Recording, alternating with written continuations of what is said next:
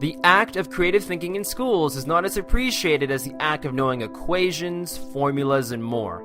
People in school don't grow into creativity, they grow out of it. Or rather, people get educated out of it.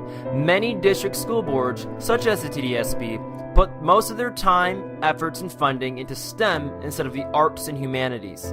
The students who benefit from STEM will continue to do so in the future, but for many that do not, it causes a problem. Many highly talented, brilliant, creative people think they are not intelligent because the thing they were good at in school wasn't valued or was actually stigmatized. The problem with schools today is that they test the knowledge of students on a very narrow curriculum. People who thrive outside of the STEM curriculum do not benefit from this curriculum. The arts should have an equal amount of support and recognition with the more academic courses because creative thinking is just as important as critical thinking in the professional world.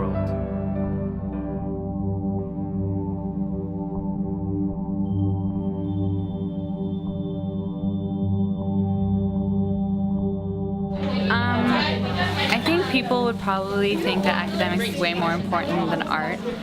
And I know that some academic teachers they tell us that art isn't as important as, let's say, math or science. And obviously for some people that would be correct, but for some people art could be their whole life. They want their job to revolve around art, so I think that's pretty unfair.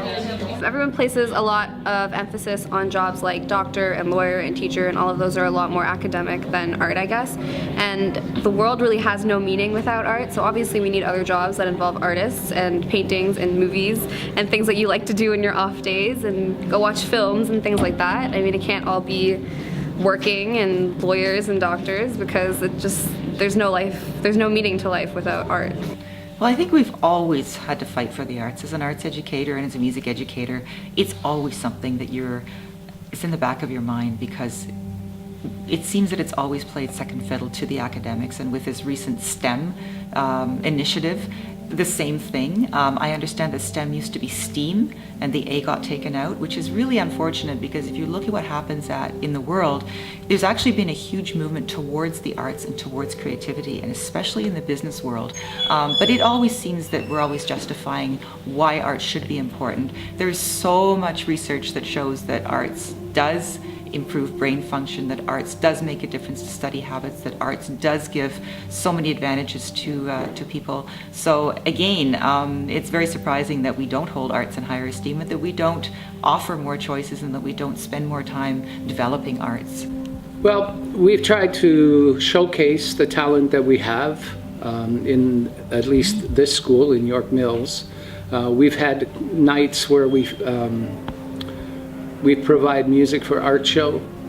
We've integrated drama and music with school productions in the past.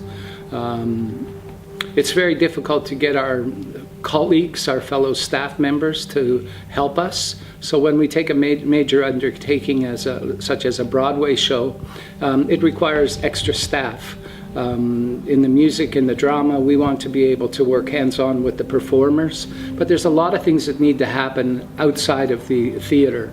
So there's the house, there's the management of publicity, there's the backstage staff, the lighting and all that sort of thing, and we're finding it more and more difficult to get fellow teachers involved and to commit the time. It seems that a lot of people now just want to come into their 8:45 and 3 o'clock and not spend the time to give the students an opportunity to perform. I think it's more like society focuses more on academics, and everyone thinks that with academics you can be more successful, unlike arts where you more have like a long shot in life and it's like so competitive, stuff like that. The academics, teachers tell most of us that science and math is more important than art, but for some people the art is their whole life is revolved around art. They want to be, let's say, an artist or a singer or dancer or whatever, so I think that's pretty unfair to those students. If people are on social media, they can see that there are organizations that are trying to promote music education and trying to promote arts education. and find out creative ways of supplementing budgets. The best experience I ever had in my entire, I guess it was high school, but it wasn't actually high school. In my entire education was music in junior high. But when I came to high school in grade 10, so that was grade 9, which was at junior high, when I came to high school in grade 10, I signed up for music again, and I finished it in grade 10, but it wasn't the same. It was just a subject. I mean, that was largely, I didn't really like the teacher, I didn't like the atmosphere.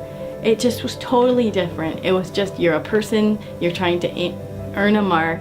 Yes, we will perform as an orchestra in the end of the year all together, but there was no heart, there was no passion, there was no spirit. So I ended up not taking music anymore after that. And I regret it in a way, because I never got that feeling again of, belonging in that way.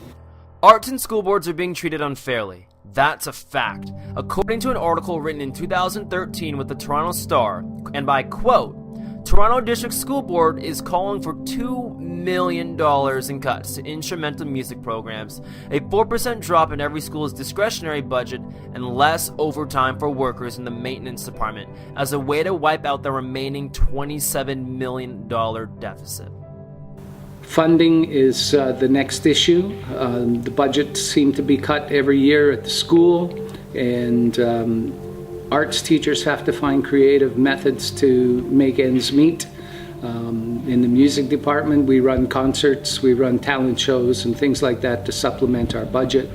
And that trend is happening all around the country and all around the world. A way to improve the level of art, I guess, TDSP could increase the budget that they give to the drama programs or art programs, because they need to buy costumes or like sketchbooks and all that, and I guess we're not getting enough. Pretty much. The stress-free time in their day where they come and they work really hard, but it's a completely different kind of work. You're able to express yourself in a different way. You're able to express yourself in terms of feelings. You're able to express yourself in non-verbal language. And if you look at it, music is actually a language, just like every other language. We have a set of symbols that we decode, but the wonderful part about art is that you can interpret it. And this is always the fun part, especially in the performing arts. You have a middleman or a middlewoman. You have the composer who sets out an idea, tries to notate it to the best of their ability. Then you have the interpreter who's got to try and figure out what that artist was saying and what that means and how to interpret it. And then you have the listener who has who looks at what the interpreter does and tries to relive and recreate and understand the work of art that the composer or the dramatist has set out. When you are doing art, you're like transported to your happy place, I guess you can say, and you're not stressing about things, which is very different from like math, for example, where it's all stress and not fun at all. So obviously art is a stress reliever. I've used art, for example, drama. As a child, I've always wanted to be an actress. But usually when I get stressed out, I go in the mirror and I just act, make faces, and I relieve my stress that way. And I think it's the creativity aspect, the right-brained aspect of the arts that we should be looking at fitting into some of the other subjects with more expansiveness and more detail. I know from my vision, I would generally take over this entire hallway down the hall. I would put in practice studios for the arts. I would want to make it an area where students could come in their time and they could practice, they could express themselves in an artistic sense, and there would be a quiet space for them to do that. They could do that with their friends as well. If they wanted to come and practice or they wanted to come and be creative at lunchtime or during their spares, I think that would be awesome. I know that art is you only need one art credit maybe to, graduate high school, and I feel like maybe if they enforce maybe like 2 or 3 even, people might realize that there is more to it aside from like math and science and things like that, and maybe, yeah, I do want to go into art. Maybe I want to be a graphic designer, maybe I want to be like filmographers or whatever it is that you people do. Cinematography, maybe like making art more mandatory rather than come as you go type thing. the school board is trying to support group work in some subjects. Well, group work in music and drama has always been. You can't really learn to play an instrument in the school situation on your own. You must be part of a group. And in drama, if you're going to perform, you can't do monologues forever. So you really need group interaction, and that's what our subjects have been doing for years, and what we will try to continue to do. The TDSB needs to wake up to what's happening, and so does the Ministry of Education. Wake up to what's happening in the studies to show that the study of the arts and the study of music is beneficial to all levels. How are you going to be happy if you're not in a job that you like? I recognize that, it's tough to say that because the job market is very difficult for every area. So if it's difficult for every area, why not be in something that you love? Arts have been around for hundreds of years and will continue to be a part of our daily lives in the future. Arts and academics should be treated as equals. We have shown you the thoughts of the people and presented the facts. And now, it is your decision.